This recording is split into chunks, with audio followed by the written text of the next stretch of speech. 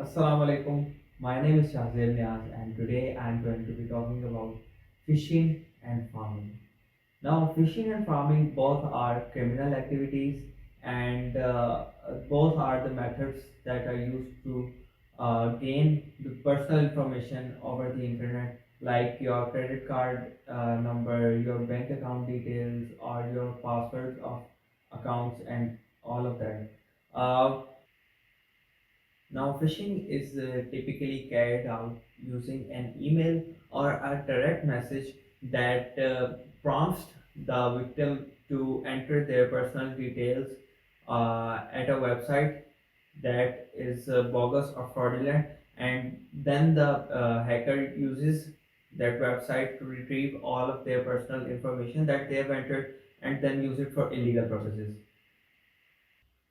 Now in phishing, the hacker makes sure to make the email as convincing as possible so that the victim doesn't check or figure out that this email is not from a legitimate institution or a person, and they easily fall prey to it.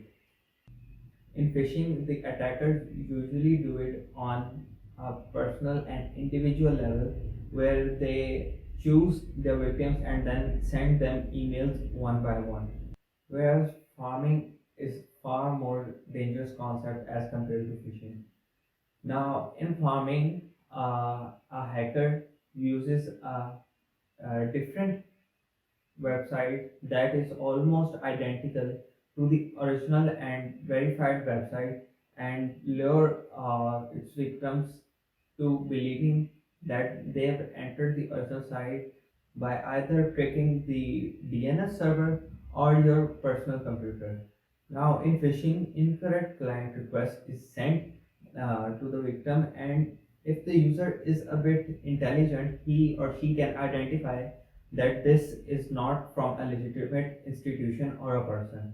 Whereas in farming, collect client request is sent and that get redirected to a wrong server, and it is even very hard for an intelligent person to even identify that this is not a legitimate website.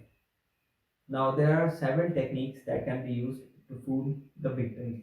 That include changing the URL of the website and adding subdomains, and as well as using the sign at the rate of in between the URL, so that it is as hard as so that it can be made as hard as possible for the user to identify these teeny tiny mistakes in the URL and luring them into the trap. Now, the second technique is called website forgery.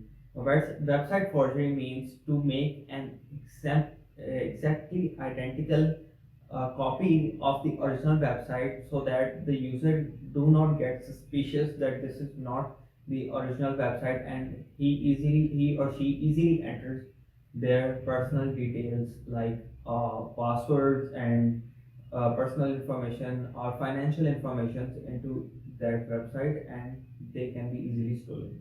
Now, in farming, the hackers can hijack your DNS or your personal computers into believing that this is the legitimate IP address of the domain that you're trying to access.